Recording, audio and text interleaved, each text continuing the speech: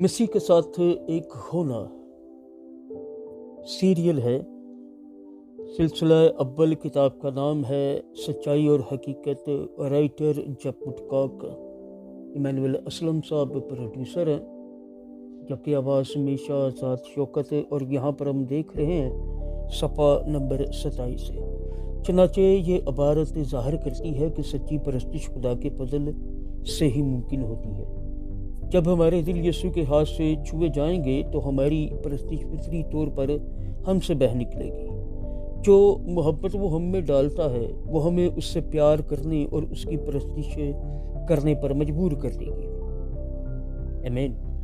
پرستش خدا کی پسندیدہ خوشبو پیدا کرنے والے قیمتی اور خوبصورت عطر کی مانند ہے۔ جب ہم سچی پرستش میں اپنی محبت کا اظہار کرتے ہیں تو ہم یسوع کی خدمت کرتے ہیں۔ یسوع کی محبت کو وصول کرتے ہوئے ہم یسوع کو اپنی محبت سے مسا کرتے ہیں۔ پرستش کے ذریعے ہم خدا کو اس برکت میں سے کچھ لوٹاتے ہیں جو اس نے ہمیں دی ہے۔ لیونگ ورشپ، زندہ پرستش۔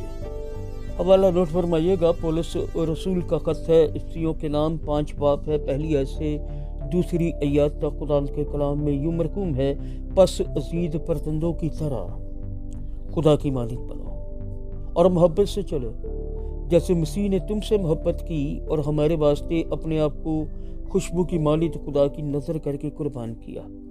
خداوند کے پاک کلام کے پڑھے سنے جانے پر اس کی برکت نازل سب کہیے گا آمین۔ خداوند کا شکر ہو۔